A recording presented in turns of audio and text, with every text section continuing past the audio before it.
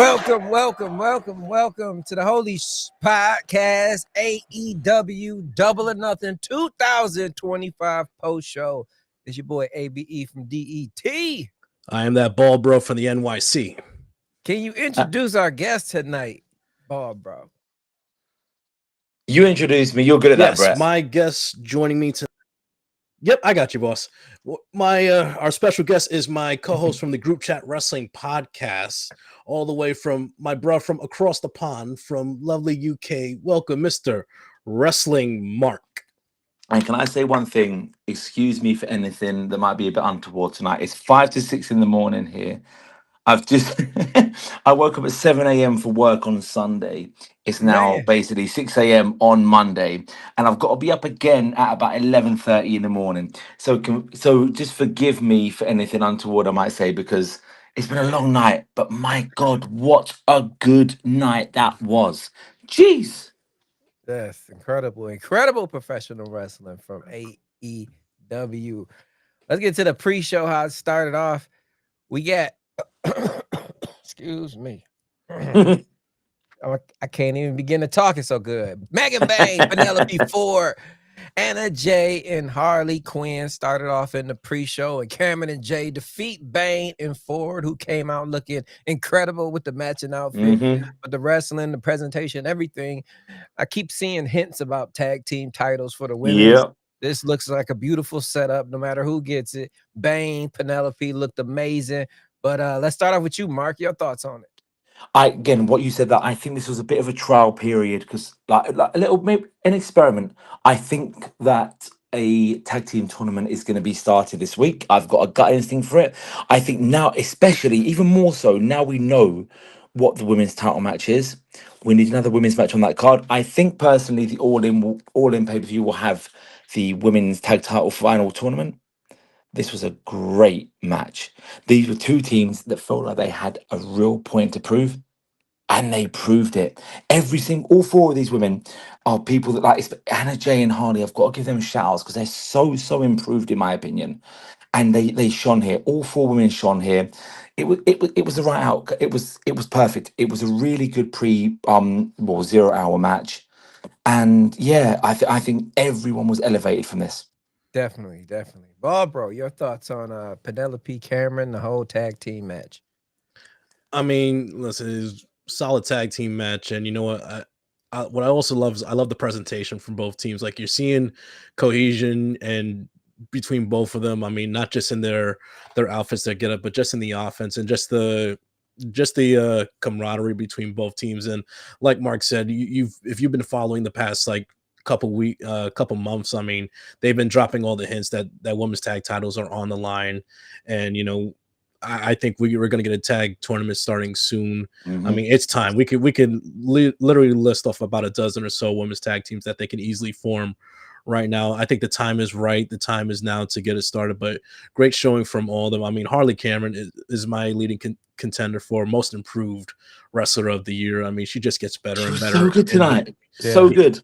Oh yeah, I mean, and it's funny, like her and Anna Jay, I think is a great pairing. But you know what? I'm not sold that it's going to be them as a team. Maybe a Ty Conti coming back soon. She might have a say in that. You know, the whole Ty J team. But you know, we'll see what happens. But tonight was a good step forward. Definitely. After that, we got RPG Vice City versus Bandito, AR Fox, and Del Air, and the baby faces get the win, as you would expect. Get the crowd hot. How do you feel about this one, ball bro? Listen, we got lucha minutes on 0 hour. I'm always happy for that. Like Bandito, Commander, Hologram. I mean, AR Fox. Like I love what they've been doing with AR Fox the past couple months. So it doesn't matter win or lose with him. He's always going to give you the best showing, regardless. Win, lose, draw. It doesn't matter. I mean, listen, you need a guy like that on your roster. Someone, an enhancement talent. It may sound like a dirty word, but I mean, he's always going to bring out the best in whoever you put him in the ring with, whether that's Fletcher, Takeshita, Josh Alexander, whoever. I mean, but it was a fun 8-man tag match. Like, it was a great addition to 0 hour to get the crowd, get the blood flowing, get the crowd ready for an awesome night of wrestling. I mean, and great presentation of the luchadors in this 8-way. As we know, we got the Grand Slam Mexico show coming up, and the next couple of weeks we're going to see a lot of the CMLL guys featured as well. So I mean, I liked this match what it was for, and it was a great tone setter for an amazing night of professional wrestling. Can I jump in and say that the one I agree with you. I thought it was really fun. To be fine, it was an hour and a half that breezed by. Renee, I will always shout out. I think she was brilliant. I love the dynamic of her, RJ and Double J. I think it's a really good, enjoyable dynamic. The one thing I would not even disagree with, but I would say is RJ Fox not getting to the point now when it's more than, oh, he was good tonight, because he's not even always good. He's always really good. Is it not sort of a point where, like, okay, should we try and do something with him because he's so good? He's better than just always going to be in a match and realistically put on a great showing and lose to someone. I know he won tonight, but in singles action specifically, he's so good. He is so good. He's not just someone who should be there to elevate other people. He's someone who should be given a chance to be given the ball and run with it. I'm down with AR Fox. He's so good. Love. Yeah, He's he is so definitely, good. definitely. He is more than just a tool to be used to help people get over, put in the right position, the right storyline. I'm telling you, I agree with you 1000%. They got a star right there. He's 37 years old. They've signed people of a similar age or older recently. Age should mean shit all in AEW. When you're good enough, that's all that matters. I just feel that, like, every time I watch him now, I'm like, this guy's matches, that they're not just good, they're really good. Is there not an opportunity for him to be given a chance to shine, other than being the really good guy who helps other people? Because you see that happen all the time in wrestling, and I appreciate that some people that is their role. I just feel that this guy has fucking grinded for so long. Is there not an opportunity for him? I think he's proven enough to say he should be given a little bit more. Look, I don't know what happens with it. Maybe nothing happens with it. But for him to be in a position when he's actually chasing something rather than elevating something. Definitely agree with you, man. This was a hell of a pre-show. It was so good. Two in a row. Two pre-shows in a row. They've knocked out the park. They've found the dynamic for it now, where they're not overloading it and making it too important, but they're making it breezy. Like, I mean, again, Renee will bounce off anyone perfectly. She's the best in the world. She's the best since Mean Gene, in my opinion, at doing this. And the two matches we had, they flew by. They were two really well-paced matches. They've got the dynamic now of saying, tune into this for an hour and a half and it'll make you want to buy the pay-per-view. I think they're doing a really good job of that now. 1000%. And anybody who wasn't sold, you should have been sold by the first match. 100%. Tear down the house, Mercedes Moné, Jamie Hayter, everything as we expected. Just the standard that they set for the beginning of the night in this match. And as not so much expected, I think a lot of people thought Hayter was going to pull this out, but Mercedes Moné is the Owen Hart Cup tournament winner, and she is headed to All In. And we're just gonna let you know what happened. Yes, Tony won later, so she's fighting Tony. It's gonna be Mercedes Moné versus Tony, All In, Texas. It's gonna be crazy. Ball bro, your thoughts on this match? I mean, amazing match to start the night. I mean, easily one of the best matches of the year so far. Yep. I mean, I'll be honest. Like, listen.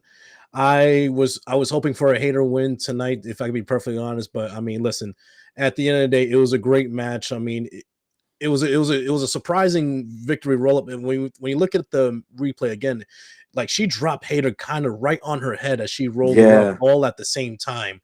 Yep. So I mean, listen, it was a shock for me. But you know what? Listen, I think we can all agree here on whoever we wanted to win or not, like whether it was at All In or at a future pay-per-view, the biggest match, men or women, for that argument 100%. Is Mercedes Moné versus Toni Storm. Now, here's my question though. Like, you know what? I know that's what they say the match is now, but I feel like it's 6-7 weeks to go to All In.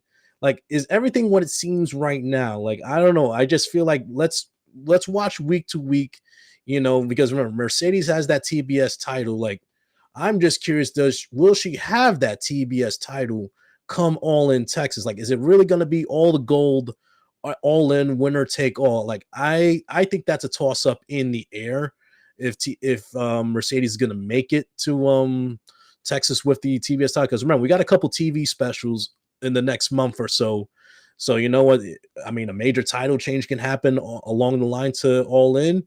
we'll see. But I mean, listen, like I said, I wanted Hayter to win, but you know what? It's the biggest match you could do in the company right now. Mercedes Moné, Tony Storm for the women's title. I mean, fuck it, let's do it. Why not? Why not? Mark, your thoughts on the opening? Okay, so right, I wanted Hayes to win simply because I want Athena and Mercedes at All In. However, the match itself, honestly, like the crowd were hot, everything worked. I will always push this agenda because I think Mercedes is the greatest in-ring professional female wrestler of all time. And I think yet again tonight she proved that the dynamic, these two had chemistry from the off.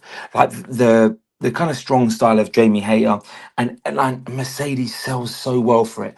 I did want Hayter to like look, don't get it wrong, Mercedes is my favorite. She's my top three of all time. I think my top three of all time, well, my top four now, I think of all time are probably her, Hangman, Swerve, and Danielson. But I wanted her to lose tonight simply because I wanted to see her v Athena and I wanted to see Hayter v Tony by default because I wanted the other match. It's not happening, and that's fine. This match fucking ruled from the off. There was not a minute of this match I wasn't glued to the screen. I really hope they go on and do something with Hayter going forward because I think they're going to bring in the tag titles very soon. Probably this, potentially, not probably, potentially this week on Dynamite. So where the hell does that leave Jamie Hayter? Because I see a lot of teams positioned now. So I'm a bit worried about that because Jamie Hayter's show tonight, yeah, she's back on good form. Like maybe she has had a couple of tepid matches since she came back last year and All In. Tonight she showed this was the Jamie Hayter that fought Tony Storm at Full Gear 2023. That good. It was a brilliant match. It was an approaching a 5-star, if not a 5-star match. I loved every second of it. We know that Mercedes and Tony. My issue is that should headline a pay-per-view, and I would have wanted it to headline All In. Now that Hangman's in that position, I want Hangman to headline that because it's Hangman. So I'm kind of intrigued to see where they lay this out. I just hope that Jamie doesn't get lost in the shuffle here because this was an exceptionally good showing. I know it's against Mercedes and against anyone, it could be four-star minimum. But I hope Jamie doesn't get lost in the shuffle from this because she was exceptional tonight. She held her own. The whole match was gripping. I didn't know who was going to win 30 seconds from the end. And that's when you know they've told a really good story. Definitely. Mark, you're getting the question in the comments. Somebody's asking about your accent. I'm a London boy. I'm a Northwest London boy. I'm an Arsenal fan. I'm a born and bred Northwest Londoner. I lived out in West London for a while because work's convenient and I couldn't afford a place out here. And then West London got expensive, so I moved back to Northwest London. But I've lived in London my entire life, and yeah. And you can see the time difference. The time he's up early, up early. I've not been. It's 6:07 in the morning. He hasn't been asleep yet. I'm going to Wembley Stadium. I've got to be at Wembley Stadium in 5 hours and 53 minutes. But you know what? I work in football. The football season kind of finished today, so I've not got to work properly again until mid-July. So if I have a 5-hour sleep tonight, it doesn't really matter, and it was worth it. Like I don't really get to watch wrestling with friends much. 2 of my friends came around tonight to watch the shows. One's been a wrestling fan since the early 1990s, since me. The other one got into it this year, and I got him into AEW, and I'm so proud of it. He just went home. He got in a cab just before I jumped on. That's why I was a bit late jumping on to you two, because he was getting a cab. I was making sure he got in a cab. The other guy's asleep on the sofa in the other room. They've both got kids. They've both got responsibilities. They don't stay up and watch wrestling much. I ain't got kids. I've got a wife. I don't have kids, though. So I'm fortunate that I watch a lot of wrestling live. So, all right, six in the morning is kind of late, especially when I've got to be in a taxi in about 5.5 hours. Well, why you still going? Why you still? Because I've not got work. I'm going to watch a football match, and I've got a free bar there. So I'm going to sleep for 5 hours, wake up, have a shower, slap some aftershave on, do my hair, put some fresh clothes on, go and ride it out. I've got no work. So it's all good. I'm having. Also, it doesn't matter because tonight was fucking worth it. I booked the Monday off months in advance when I knew it was going to be double or nothing. I booked that off, so it's all good for that. Most of the pay-per-views work in tandem. That I just say to my boss, "Can I just do a late shift on the Monday?" And he don't give a shit. He's fine with that. He's very liberal like that. Tonight, I weren't missing this for shit, especially when the card was getting announced. Like my major day in work was today. The football season in England finishes today, so I'm done with work. This was my day to have a few beers, a couple of glasses of champagne, chill with some friends. One's fast asleep, one's already gone home. They've got kids and responsibility. I don't. We move. What a life. What a life. What I like, life's a funny thing, isn't it? Like in a year's time, it might be a little bit different, but right now, like again, all I'll say is it's very important in life to be present. Don't Yes. worry about the future. Don't think about the past too much. When you can just be present in this very moment, do that. And right now, I'm not going to care about reality. I'm not going to care about money. I'm not going to care about politics or anything. I'm going to say that I just watched a 4 hour pay-per-view tonight that was really fucking good. What do you think about FTR defeating Garcia and McGinnis? Your thoughts on that, Mark? It's funny that I mean, again, I won't go into too deep on this one, but I mean, I really enjoyed the match. So it was a solid, probably about a 4-star match. Really enjoyed it. I'm always going to enjoy seeing Nigel in the ring because I wasn't watching wrestling when he was in his peak, when he was in Ring of Honor. I started watching wrestling again in 2016, so I didn't really see much of him. So I mean, I've gone back and watched stuff, but I really enjoy seeing Nigel back in the ring. He's from 10 miles down the road from me. He's brilliant. This match was really, it went on longer than I thought it would. I think it went 23, 24 minutes. It was a long match. But I think everyone played their part there. I'm interested to see where it goes. There was part of me thought we might get a Garcia heel turn. I thought we might get a bit more of a story progression tonight. But like, FTR tonight, the one thing I say is I love FTR. They show tonight why they're so much better as heels than they are as faces, in my opinion. Definitely, definitely. Barbara, your thoughts on FTR versus Garcia and McGinnis? I mean, very very solid match. Like Mark said, good to see Nigel in a wrestling ring again. The only thing, I mean, the match they would have had to. I mean, like Mark said, FTR is just way better as heels. Like just playing assholes to Tony Schiavone like throughout the entire match when they were on the outside. I mean, the outcome was what we all expected. I think pretty much with FTR winning. I was kind of hoping for a Daniel Garcia like heel turn like post match, maybe taking out Daddy Magic, but we'll see. Maybe in the next week or two, we'll see if that develops. But I mean, solid match for what it was. I wasn't expecting it too much, but I think it did its job. And I just hope for more of Garcia in the future because I'm sorry, I think he's just stalled out right now as a baby face. I mean, Yeah. I think he just he's like a little bit refresher, Recharge. recharge, new coat of paint or something. But yeah, he needs to move in a new direction sooner rather than later. Definitely, definitely. It was a solid match, though. Solid match, though. Next up, though, we got Ricochet defeating Mark Briscoe in the stretcher match. This thing was absolutely incredible. I remember we were on a space with on Barbro's X earlier on the pre-show, and I heard somebody say that Mark Briscoe might win. I just was in my head thinking, no way. No Ricochet, chance. Ricochet's on fire. He's on Yeah. fire right now. He was 0-6 on pay-per-views before today. He I had to get win this that. one. That's And why I didn't say nothing. I completely agree with that point. he has been so good.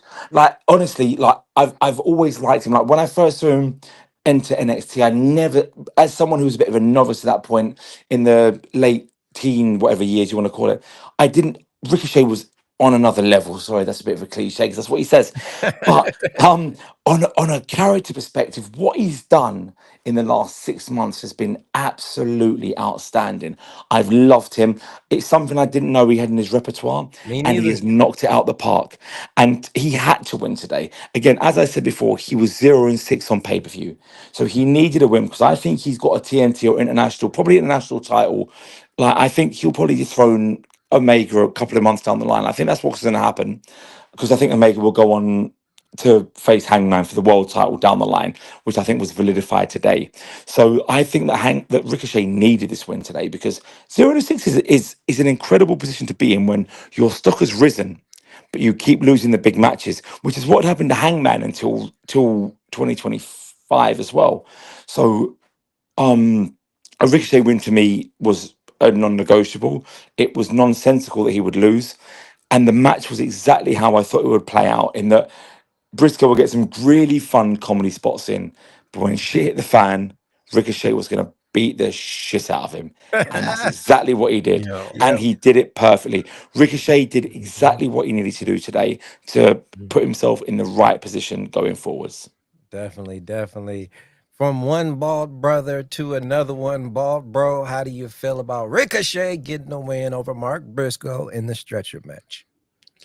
I mean, like Mark brought up the whole 0-6 pay-per-view record for Ricochet. Like normally, from a lot of the fan base, you would hear like, "Oh, he's buried. He's underneath the rock. Like he's about to be out the door." But there was never none of that with Ricochet in the past few months. Why? Because he is like Mark. I did not see this coming from Ricochet as far as his character development and everything he's done outside of the ring. Like we all knew he was a demon in the ring, that he could go with the best of anyone in this business, not just AEW, but all around the world. But I mean, what he has done, like I said, as far as like character work and just everything else, like from him being a damn demon troll on Twitter, getting certain guys from other promotions in trouble, whatnot. Like I mean, this guy is on fire. He could do no wrong, but he really needed the win tonight. And I love the couple of the comedy spots. I like Mark Briscoe bringing in the cleaning supplies with the damn Windex and shot polishing his head. That shit was fucking hilarious. And it's just amazing, like how Briscoe looked at the end of the match, like just the crimson red mask and everything.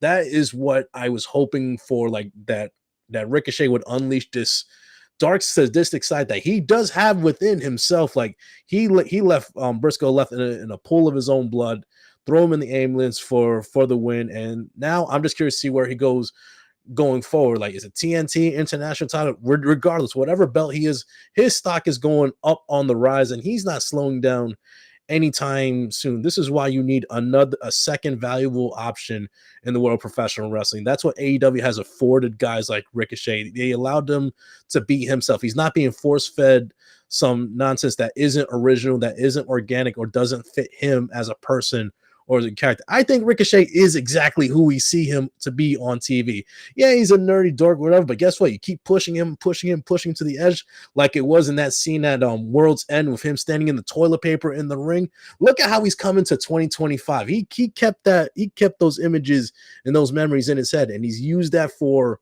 just to take out his frustrations and vengeance on everyone in his path right now. And look where he's going right now. This is not a bit what I'm about to say. Not only is he improved so much, I think he's my wrestler of the year right now, man. I mean, the way he's connecting on, like I said, on the mic in front of the live audience, the heat that he generates on a weekly basis, like he's just a notch below Don Callis as one of the as maybe the most hated man, like on AEW television whenever he comes out to the ring. So I mean, shout out to my fellow Bald King. The sky's the limit for Ricochet. Yes, it is. Oh man! After that, though, we get the Hurt Syndicate defeats the Sons of Texas to retain the AEW Tag Team titles. This was as expected. A good match. Bob, bro, your thoughts? Let me start with this. I remember earlier this week, when this match was announced, when it was going to be the Sons of Texas versus Hurt Syndicate, I saw so many people on Twitter like fucking moan and groan when this match was made. Like, oh, we're getting Dustin and Sammy in the tag match and blah blah blah, and also like Dustin is old and watch it. Sammy, get him off my TV. The Sons of Texas just gave the Hurt Syndicate their best tag title match in their entire reign so far. They gave them the best match that they have had since holding those tag belts, in my opinion. And listen, I knew Sammy was going to be in for a long night. Like he took some mean, nasty bumps from Sheldon from Shelton and Bobby. I mean, he went to work today, and I like Sammy. I think he's the most overhated, one of the most overhated wrestlers in the in AEW in the business, in my opinion. Every time he's given opportunities to shine, to show some moments, like in the 6-year AEW history, he has shown up. He has delivered over and over again moments that have still, since day one, still stand the test of time 6 years later. But I like the little interactions on the outside with MJF trying to give the ring to Shelton Benjamin. That didn't work out, so little rough patches here and there. But I mean, listen, wherever the whole Hurt Syndicate MJF story is going after this, like I can't wait. I mean, it might be the best storyline in all of AEW, one of the best in all the business right now. But pretty good match. I think it exceeded my expectations at least. But you know what? I think we should all be putting more respect on Dustin and Sammy Guevara going forward. Definitely. Mark, your thoughts on Hurt Syndicate? Um, look, my again, I've been quite outspoken with my issues in terms of not anything directly attacking Dustin and Sammy, but just the Hurt Syndicate. They joined the company. They were such fucking beasts. They won the tag titles like in such a destructive manner from Private Party, and then they were given the Outrunners, um, Bill and Keith, and then this match on pay per view. And my issue was they deserve better. Like they are Shelton Benjamin and Bobby Lashley. They've come in here. They're so over with MVP as a mouthpiece. Everything is working so well. So why are you feeding them predictable outcome matches time after time? Yep. And I felt the same about today. I would say that today's match was a lot better than the previous matches.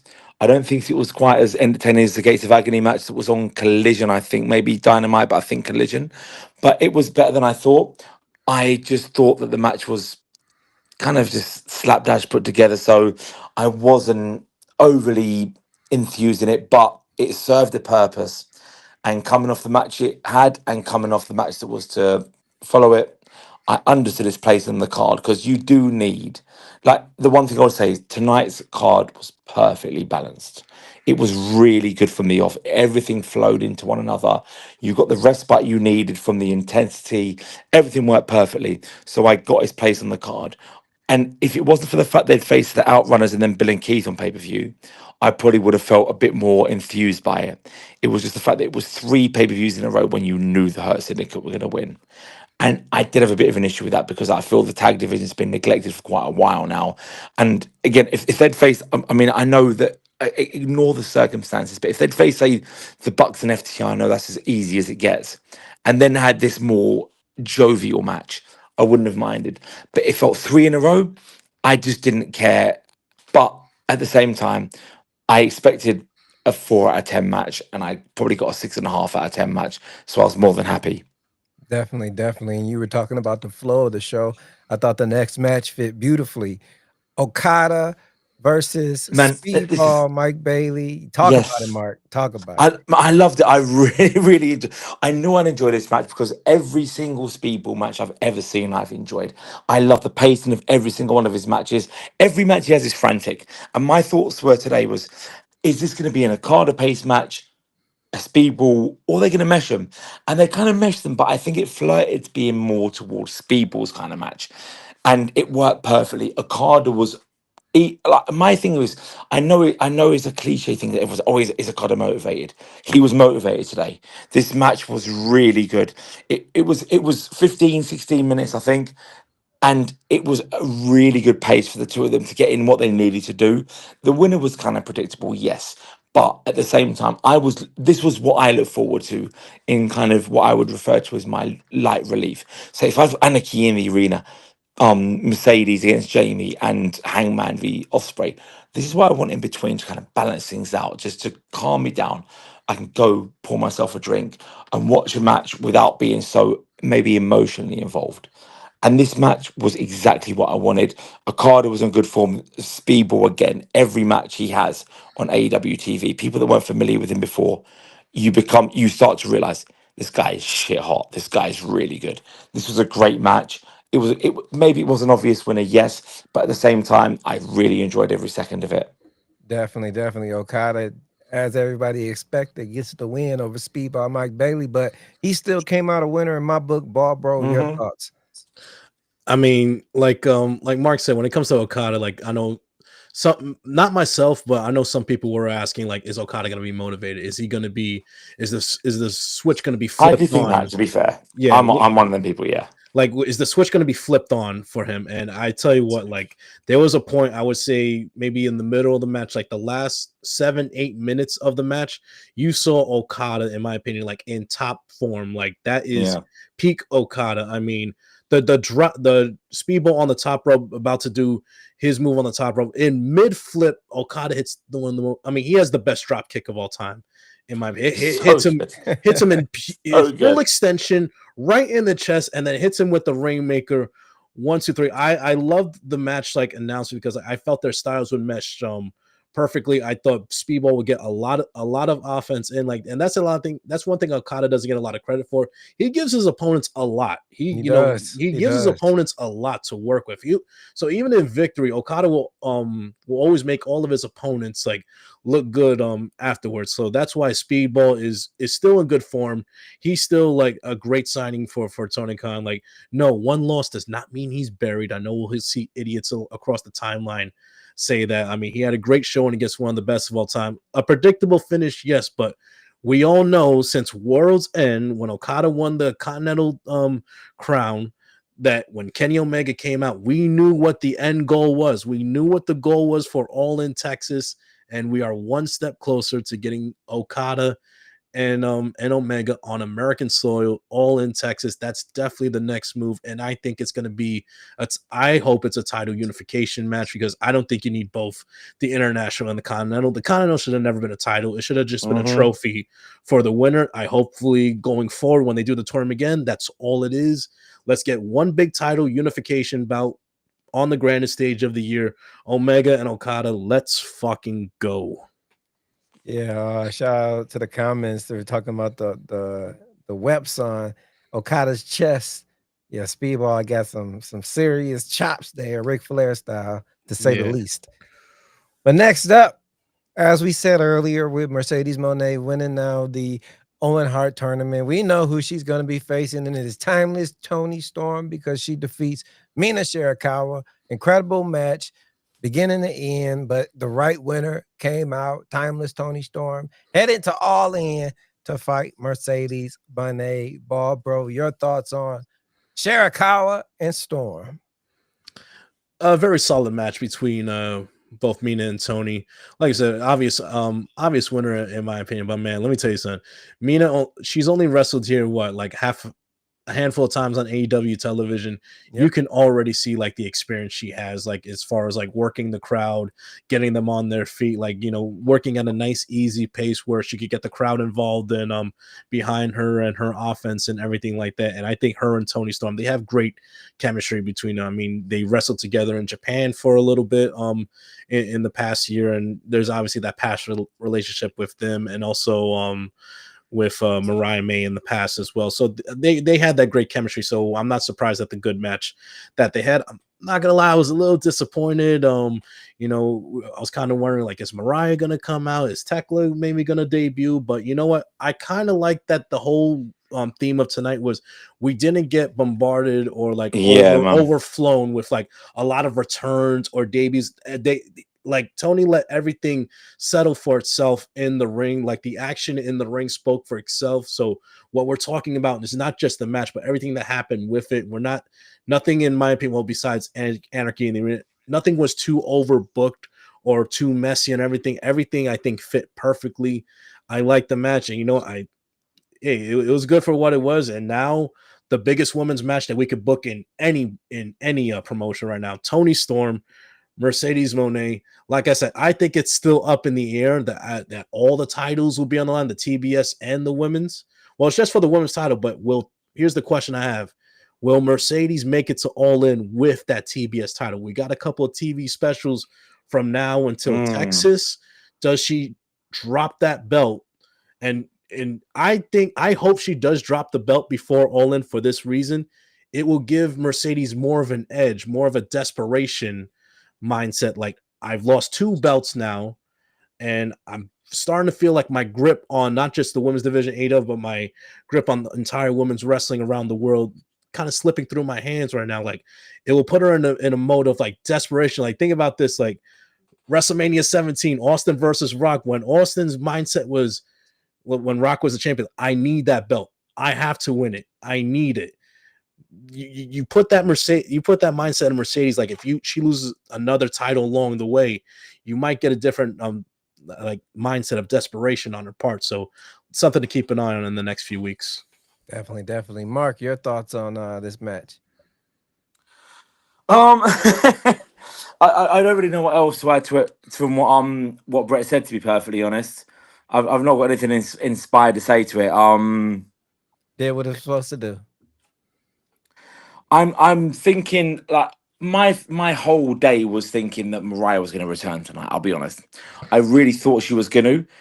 The match itself it exceeded expectations. Again, me as someone who I wasn't familiar with till maybe 2 years ago, but the way that people that are a lot more educated than me speak have said how much she's really improved in that time, and you can see her ring dynamic, the way she works for the crowd, everything, her philosophy when she's everything about her is brilliant now, and she's 37 now, and again, maybe some people take note.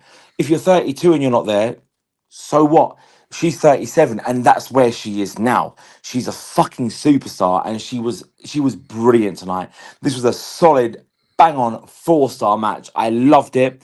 I really was kind of waiting for Mariah, and that's on me. That's because I built it up in my own head that we were going to get Mariah May returning tonight, because I'm looking at the way they seem to be conveniently placed in this tag division, and I thought, is she going to come out and ask for Mina's forgiveness? And you know what?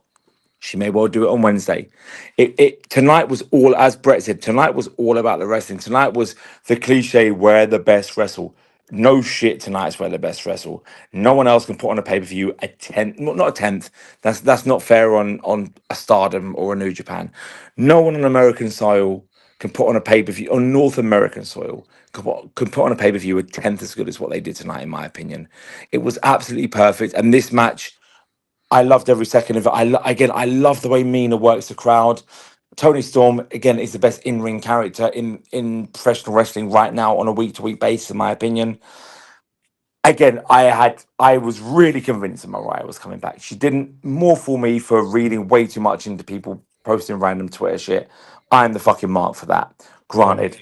And I still think she's going to return. I think that the fact that she interacted with me, it would be very odd if she wasn't. I also think WWE would have shut down this flirtation with AEW if she was joining them. And I think maybe they just thought tonight, this was not a pay per view when they're like interferences, debuts, returns, heel turns. This was a night to say, we're going to show you a 9-match card that's just going to fucking rule. And this added to it. This was a really good match. I'm interested to see what they do with both of these characters. The kiss was hilarious. People can mark out, people can trip out and be bizarrely offended by this. It was a bit of fun that fed into the story they've done before. It's no more than that. It was really good. I'm really interested to see how we go off now with Tony and Mercedes, because it's going to be great. I think they'll have a low-key match on the pay-per-view that I think Tony will actually win. And then I think we go down the line with a stipulation and Mercedes headlines against Tony and wins the world title. Man, that would be amazing. But They've since got a you're, headline. They deserve that. This is the best female character it and the best is, female wrestler in the world. They it should is. headline, and they're not going to headline it all in because Adam Page is going to win the world title. So they have to. They deserve it so much. This is the start of their feud, and I hope that Tony gets the first win in a, because Tony Storm is the pinnacle of the AEW women's division, in my opinion. And this is coming from someone who says No, that's a Mercedes is one of fact. their favorite 3 men or women's wrestlers in the world. Tony Storm has epitomized the women's division. She Facts. should get the first win over Mercedes in AEW, in my opinion. I agree with you 1,000%. Can you I give us love your thoughts on Mercedes. the baby faces pulling out the win and the Ah, anarchy in the arena, I mean, man? where'd you start with this match? Like, look, the funny thing is that I got home from work maybe 3 hours before the show started. I'm here with 2 of my friends. One of them is a wrestling fan since I was a wrestling fan, but a bigger wrestling fan than me. The other one, we got into AEW in February this year. So we sat there and we watched the 3 we watched the 3 Anarchy in the arenas back to back. We then watched the Stadium Stampedes before I did a space with Brett and other people earlier on, and then watched the pre-show. This was easily the best of the lot. I loved this. And the one thing that I wanted from this was a star-making performance from Willow. And every visual that I got from Willow was brilliant. I am looking forward to watching this match back 2 or 3 times this week. Everyone, look, I've heard Samoa Joe was weirdly subdued in this match, in my opinion. Maybe he had a bit of a knock, I don't know. But everyone else played their part. But Willow, especially, I was watching Willow tonight thinking, she's a superstar who a superstar performance can elevate her to the next level. Like she is a fucking superstar. I love this woman. She's just so good. And I'm so happy that she got so many chances to shine tonight. And yeah, the match itself, it ticks every single box. I'm really looking forward to watching this match back tomorrow. Definitely, definitely. Bob, bro, your thoughts on the anarchy in the arena? I mean, holy crap. I mean, Yes. I mean, I'll try to do it justice. I It was mean, so good. let's just start from the beginning. Okay, the entrances are coming out. We got the Young Bucks coming out like the goddamn like the damn founding fathers of America in those outfits and the flags. And first of all, I'm bummed out at first. The match starts and you're hearing this damn Yankee Doodle music playing. I'm like, ah, shit. Like we were talking about the other day, like what music are they gonna play like the first few minutes or Yeah, whatever. we were talking about that. So Omega finally gets the mic. You know, remember he's EVP too. He tells the people cut it off, and I think he makes a signal play the music. And what fucking the first song that I'm so excited, I'm like, yes, fuck it. It's the biggest troll because remember when they debuted that song as the new Dynamite theme, so many people crapped on it. They hated it like because they don't like fun in their lives. So I like that it was for a few minutes, but I love when Omega said, cut that off. Like, let's do some early 2000s indie alternative rock. You know the words, sing along. And when I heard that first body hits the floor, I was like, oh my God, this place is about to lose its shit. And it was like almost 7-8 minutes, like 3 or 4 times they played this song back to back to back. And I love how I'm like, okay, how are they going to stop the music playing? Fucking Claudio with the giant swing on Swerve right into the speaker box, cuts the music immediately. But I mean, Mark was bringing up like, Joe being kind of subdued. He wasn't really that involved in the match. I think that was on purpose for the younger guys, like for the younger guys and gals, like for Powerhouse Hobbs and for Willow to stand out in this match. And oh my, Willow, I didn't think her stock can be higher than what it was, but thank God I'm fucking wrong. Like that sequence where she's hitting everyone with spears in the ring. Like it looks like she's about to be hit with the Melter driver. She reverses it. She has, I think, what was it, Matt or Nick up for the Tombstone Swerve. It's the spike pile driver on her. But listen, this match, what this match also had equality in this match. Like Marina was getting the freaking getting that dragon suplex from Omega, and Willow was getting super kicked. Like, Yeah, man. it was equality for everybody in that mark. Everybody can get some. Everybody can get equal hands for everyone, equal slams for everyone. But I mean, just an awesome, what a creative way for this match. And I mean, you get freaking Gabe Kidd involved. And when Gabe Kidd involved, I'm pretty sure a lot of us, even the crowd, were like, where's Eddie? Where's Eddie at? Where's Eddie Kingston? He didn't come out. But you know what? At the end of the day, I was disappointed initially, but at the end of the match, who cares? Whatever. We'll get there when we get there. And what a creative and smart thing I don't think we've ever seen an anchor in the arena.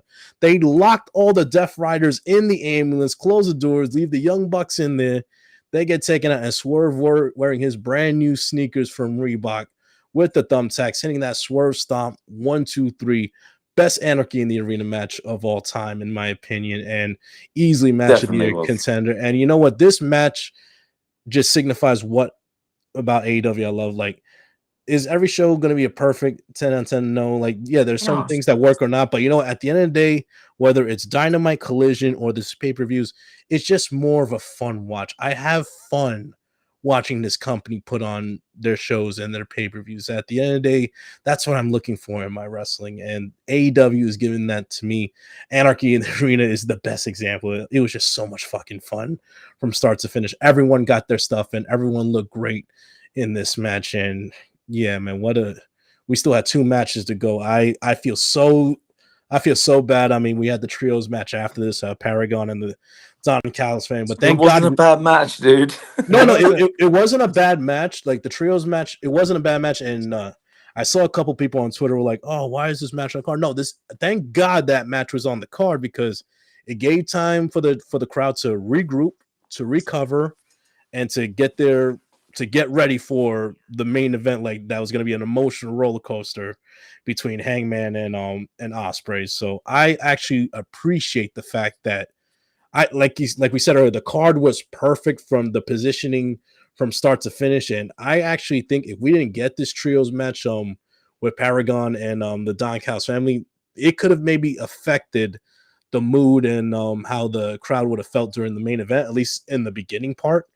So Yeah. I actually I'm actually appreciative now that the show's over. That thank God they had that trios match to, yeah, okay, it didn't play a big role, didn't need to, but for the sense of like getting the crowd back into it, getting their bearings, like I actually like that it was on the card. Definitely, man. Incredible match. Where are we at with this? I mean, I just kind of like basically skimmed over the trios match, Paragon. The trios match. The thing is, this was a really good match, but again, when you're on a card with the main event, the Anarchy in the Arena, Tony Storm v Mina, the Continental title match, the stretcher match, that the tag match with Nigel McGuinness and the opener, it's hard to stand out, and they did everything they could have in that match. I was quite surprised. That it no, I wasn't surprised, to be fair. It went about 12, 13 minutes. It was probably the right time. It was kind of the mental respite you needed between the Anarchy in the Arena match and between the main event. It served a purpose. I actually thought the tag title match would be here, but I think this probably served more of a purpose there. I was happy with it. It surpassed my expectations. I prefer Adam Cole in this position as part of a trios team. Again, I'm always happy to see Takeshita and Carl Fletcher on pay-per-view. It served a really good purpose for me. It was fine. I didn't want it to. I was kind of concerned it was added on Collision on Thursday with no real build, but it was a perfectly good trios match that didn't look out of place on this card. Not at all. Not at all. So anybody complaining, Barbaro was right. This was perfect placement. It had to cool you down and set you You've up got to for balance what's things coming out, up man. next. Yeah. Yes. Listen, I'll be honest. Like I did watch the match, but it did allow me like let me get up, let me stretch my legs out for Yeah, a bit man. because like 100%. like let me go outside, just take a couple breaths of fresh air because like I said, the main event was just gonna be it was gonna pull out your heartstrings, man. Because like I said, we were in the space earlier, and damn, dare I say, I'm not exaggerating. It was 50-50 in the space we did earlier. They have what they did for this match is like I know people can say what they want about professional wrestling, but the way that they had everything on tender hooks and so split 50-50 is an art form in 2025, because most wrestling matches are kind of predictable in who's going to win. This was so 50. Again, Brett, you know more than anything, I've been a big Hangman fan for this match for a while. But today I became a doubter. And that's because other people. Do you know what the funny thing is? I've just realized my bet came in. I put £20 on Hangman Page to win last week, and he won. So I've won £120 today. Nice. I just realized that. I literally just realized I won that bet. So I'm double happy now. But my God, this match was it was absolute. People can talk about cinema when you've got people spending 12 minutes walking to the ring and standing there pointing at the fucking ceiling. And that's good. That's your cinema. And I'm not disrespecting it. That's your cinema. This is my cinema. 36 minutes of a slow build. And so, like, the one thing is, I'm chilling in my study right now. I'm scared to go to bed because I yelled so many times. My wife texted me and said, "Keep the noise down." And I'm like, fuck. I yelled at a wrestling event 3 times. I yelled when I thought Hangman had won. I yelled when I thought the Ospreay had won, and then I yelled at the end. And I just got a text saying, "Can you keep it down? This is disrespectful." I've got to deal with that. Because I'm out of the house in the morning to go to a work function anyway, so I'm not going to see her much. But I am going to feel her wrath because my 2 friends were cordial. They were very kind. They were very calm, composed. One was asleep. The other one was probably mindful. Yeah, the wife's next door.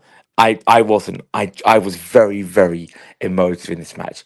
And to make you emotive in a wrestling match, kayfabe, etc., blah blah blah, in 2025 is an absolute art form, and they nailed it. And the Fat Hangman won when I'd really lost hope he would. It was like it was the time I thought today. Yeah, like, Tony Khan is the best fucking booker by a long way right now, because he really lured us in. He made us doubt. And I mean, if you lose to Moxley, it's a bit of a different ball game. But I don't think he'll lose to Moxley. But this was done so well, so well. That a 5.5, 5.75 star match. The last 15 minutes of this was some of the best wrestling I've ever seen in my life. Incredible. I loved it. I can't argue with you one bit, Bob. I was so happy. I mean, listen, like with Mark, I mean, I was Hangman all the way, but it's crazy. Like from us recording our episode a couple days ago to doing the space earlier before the pay-per-view started, it's like I'm saying Hangman, but the more you talk about it to not just your podcast co-host, everyone in the space, yourself, Aben, it's like that little like where I went from like, yeah, it's definitely Hangman. It's like it was literally the way it's also the way they built this match. Like myself and Mark and our other hosts, like we were a little worried at first, like why were they doing the Owens so early? Like Yeah, man. they did at the beginning of April, but now it made all the sense of the world. It gave him enough time to tell the story between why Hangman wanted to win, why Ospreay wanted to win. They're treating the world heavyweight title like the biggest prize, not just in AEW, but in the entire world of professional wrestling. They desperately needed to win. They're making the AEW title seem like the biggest prize in the world. And the pacing was perfect. The crowd was perfect. Like a lot of people might hear the crowd being silent. Oh, they're not investing. No, the crowd was like me at home. I'm sitting at the edge of my seat, like just looking them go bar for bar, move for move, punch for punch. Like it's going just back and forth. It was a great pace to start. They were in gear one for the first 7 minutes. But when they hit that gear two for the next 10 minutes, all right, we're picking up at that final gear where there are, oh man, when Ospreay hit that hidden blade, then the Stormbreaker, I thought it was over because that was the point where Ospreay took off the elbow pad. I'm like, oh fuck, it's over.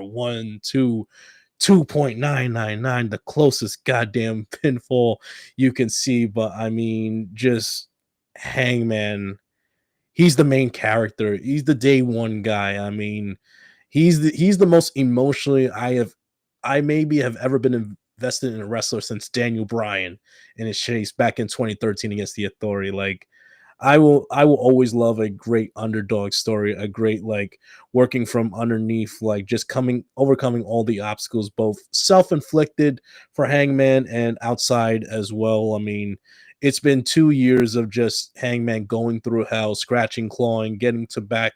He's not fully back 100% of the way, but we got 6-7 weeks to go to All In. He still has a ways to go, but I mean, the next step in his story is going to begin now. And wow, just this is the match of the You year. know, Match of the year, in my opinion. I feel so valid because like like the real life version of Hangman. Like, I'm like it make like Brett. We've said and Andy as well. Like Andy, one of our co-hosts, who's like I'll be honest, the most spot on with his predictions of anyone. He calls everything right, and he's always said Hangman. And even me and him were messaging just before the match, like, but is he gonna win? Like. The doubt had more than just crept in, it seeped in, and it like manifested itself. So I really wasn't sure he was going to win. And the way they did that, like there's so few matches that you do that with in any company now. It doesn't matter what brand you like. To do that and make people really question who's going to win is such an art form. And they did that today so well. And the right guy won. The guy, like again, the Death Rider story from day one has been about someone from AEW who's an original taking them down. Hangman is that guy. Hangman is the guy that Moxley was initially scared of around World's End. It was a four-way match, and the only guy he cared about in that was Hangman. Hangman is the guy that should dethrone Mox, and it's been that way since day one. And yes, the Darby Allin element is that Darby Allin was involved in the story. Darby Allin has an issue with John Moxley that's not necessarily about the title. He can help. He can fuck John Moxley over by helping Hangman win. He can return at the pay-per-view, not to interfere and kick him in the balls, to stop the Death Riders interfering the same way that Hangman can. And then just as everyone gets involved, that's when Darby Allin and Swerve can come down. They can stop them going in. And then as Hangman's on the apron, he can look at Swerve. Swerve can look at him. It can be an acknowledgement nod. And that's when he wins the title. And him and Swerve aren't best friends then. Of course not. Why would they be best friends? They've torched houses. They've stalked families. They're not going to be best friends. It's an acknowledgement. It's a step in the right direction because Swerve owes Hangman, and that's what he does. He's not got to go in there and help him win directly. He's got to stop people interfering, and that's when Darby Allin can come back. The two Seattle boys come down. It makes perfect sense. It's stopping the Death Riders. It's stopping Moxley. It's helping Hangman, who is the absolute pit poster boy of AEW, win the world title and then have the world title run that he deserves, and not one that is cut short by an absolute fucking game playing manipulative guy who just wants to clamber his way to the top, who's everything that he said he wasn't, that he clearly fucking is. And This is we Hangman's time. I think Win this world title, have the run, lose it to Kenny Omega down the line. Kenny Omega can then hold it for a few months so he can have another title reign before he retires. Then he can lose it to an Ospreay who's gone on a year of exploration about his character, and then he can win it all in his backyard next year. Mark just booked the whole year for you guys. I've put the next decade in my own head, but I'm not going to go there because half of it involves me becoming a pro wrestler. Real quick, like there's one bit of storytelling. I don't know if you guys noticed during the match. It was towards the end of it. I don't know. Did you guys pick up that? It was obvious where Ospreay used the V trigger knee and was going for the one winged angel. But what did Hangman do? Big pressure. He used the JLM driver. He used the JLM driver from Swerve. So they invoked both the finishing moves from their greatest personal rivals. That was the length.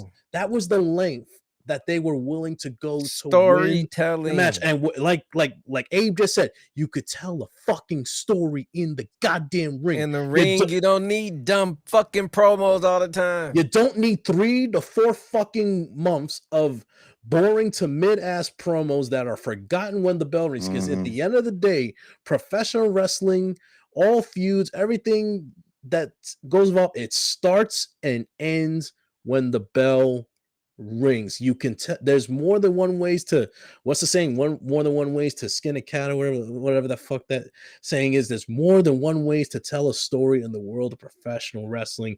You could do it with your actions between bell to bell. That's what Ospreay and Hangman showed in that little instance right there. I mean, they invoked the finishing moves of their most heated rivalries in their careers. Like those were the lengths they were willing to go to win this match, to have a chance to win the big prize at All In. But like I said, this is my match. I mean, I would hope this is. I was just about to say, this is match of the year. Instant reaction, match of the year for you. Yeah, this is match of the year, not just for the stakes that were involved, just the emotion and just all the small little details. If you were following the match and paying attention, like the crowd was A+, like how they were watching, how they were reacting, how they were just taking everything in. I mean, this was, like I said, they treated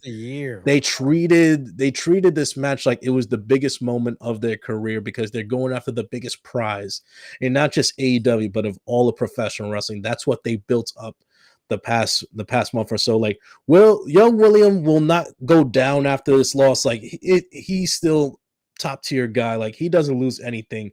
But now is the time of the Hangman. His redemption story is going to continue going forward. And like I'm with Mark, it has to be Hangman to dethrone Mox at All In. The one thing I'll say is my last bit on it.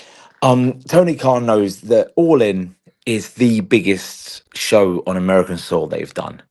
They are going to outsell Grand Slam. That was 20-ish thousand Arshrath in 2021. We had Danielson v Omega.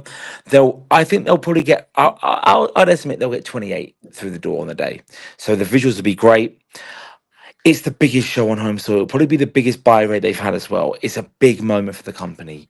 You don't end the show with Jon Moxley still as champion.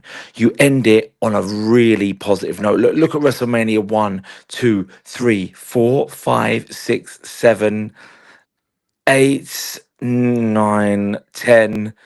They are the highest of highs they could have done at that point. This is what you do on the biggest stage. You send the fans home happy. They did it tonight on an incredible card. All In will be a better card. All In's going to have Tony Storm v Mercedes. It's going to have a huge multi-man match. It's going to have so many amazing matches. But you end this show saying, we are the company right now. They know they've got a chance. They know that WWE's perception's decreasing. They know the ratings have never been lower. Their gates are improving. Their ratings are obviously over 1 million if you include Max, apparently. Everything's looking up for AEW. You don't miss with this.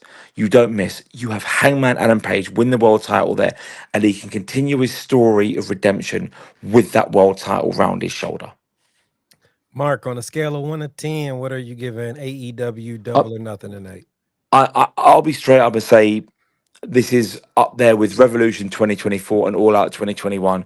I'm giving it a 9.75 out of 10. Woo! Nice, nice. I Barbara. mate, I honestly, I could not have asked for more from this show. I sat there for 4 hours in the middle of the night, and I was really entertained. I Yeah. loved it. Barbara, what you giving it? I give it a not. Listen, just for the main event, Anarchy in the Arena, the women's final, the Owen. I mean, it's Mercedes and Hater was amazing. Don't that you it know, was at the yeah, start of the show. That match was Amazing. so good. yeah. I'm gonna go not 9.8. Like I said, what pushes it over the top for me is the main event. Like I said, I mean, just it was just fucking amazing from start to Amazing. finish. This is the professional wrestling I love, man. This is the shit that like gets me excited. I mean, like it was two of the best workers. I mean, two of the best wrestlers, not just in AEW, but in the entire world, who, Mhm. or maybe just starting to get into their prime. And that's the scary part. Like they see their prime, they're just realizing how good and how great that they are. But I mean, Yeah. like just an amazing story that they told in the past month between Hangman and Osprey. So like it's a 9.8 out of 10 for me. And now we build to All In. I mean, it's Here we go. so far so good in my opinion. Here we go. Here we go. This is the Barbara. this is the best run of form pay-per-views and TV they've ever been on now. Like people Facts. couldn't the feeling. I know there's a feeling when you had Punk, Danielson, Adam Cole, and WWE were producing literally the drizzling shits. This is the best run of TV I've seen in wrestling, and definitely from AEW. Like people can try and counter it with their hatred and whatnot. This is really good at the moment. This is every TV show the low bar is a 7 now. The pay per view that Tony Khan has mastered pay per views better than WWE ever have. I'll be straight and I'll say if you put AEW's best 10 pay per views in the last 3 years together, it's a lot better than WWE's or any. I can't judge on New Japan, but it's a lot better than any other 10 North American companies top 10 ever, and by quite a distance. They've mastered it. The TV is great at the moment. This is a really good time to be an AEW fan. If you're not, it's worth giving them a chance because this is comfortably the best professional wrestling that I've ever watched from an in-ring point of view and from a nuanced storytelling point of view. Definitely, definitely. Mark, I appreciate you coming on, brother, man. Anything I'm you gonna want go to to bed plug? now because it's 6:56 and I've got to be up in 4 hours and 4 minutes. I So appreciate you, I bro. really appreciate you having me on tonight, guys. Hopefully I'll see you lot again. But I'm literally gonna close my eyes right now and hopefully not wake my wife up again because she'll kick my ass. No problem, brother. All right, guys. Have All a good right. night. Yep. See ya. Take care. Ball, bro. Yo, let's plug some stuff, man. What you got going on over there, man? I mean, Group Chat Wrestling Podcast. I mean, new episodes up right now. Available on YouTube, Spotify, Apple Podcasts, or your podcast platforms. Please follow us on Instagram and on TikTok as well. Group Chat Wrestling Podcast. We update about 3 to 5 clips for every episode that we put out. Views are going up. Please give us check out our content. Give us a follow both on Instagram and TikTok. Group Chat Wrestling Podcast on Twitter as well. Same tagline. And yeah, man, we're rocking and rolling, getting better each week. Going forward. Make sure you guys check out Group Chat. Shout out Mark, man. Appreciate him coming on. It's early morning over there in London where he's at, man. About Very early. 7 o'clock over there. His dedication to being on this show is much appreciated, man. But next time you will see us will be tomorrow morning, 12 noon, Eastern Standard Time for the NXT Battleground post show with Ron T. Icon, who thought for 1 second I was gonna do a post show for that shit over AEW tonight. You're crazy. And I'm glad I didn't. This was a classic show, classic ending. There's no way I was gonna watch that battleground bullshit, but I heard it was good. I heard Trick won the title. Listen, I say this as respectfully as possible. One show ended with Hangman and Osprey. The other show ended with Trick Williams as your TNA champion. Yes, it did. I mean, listen, if you like that, I'm happy for you. Yes. That's all I'm gonna say. Phil is in the comments saying Tony Khan truly Mr. Pay What's up, per Phil? view. Man, Facts, Phil. yeah, dude, I'm exhausted. We out of here, man. Till Yeah, tomorrow. NXT Battleground post show. Myself and Ron T, the icon. It's your boy ABE from DET. I am that ball bro for the NYC. You guys been tuning into the AEW Double or Nothing 2025 post show, and we out. Peace. Out.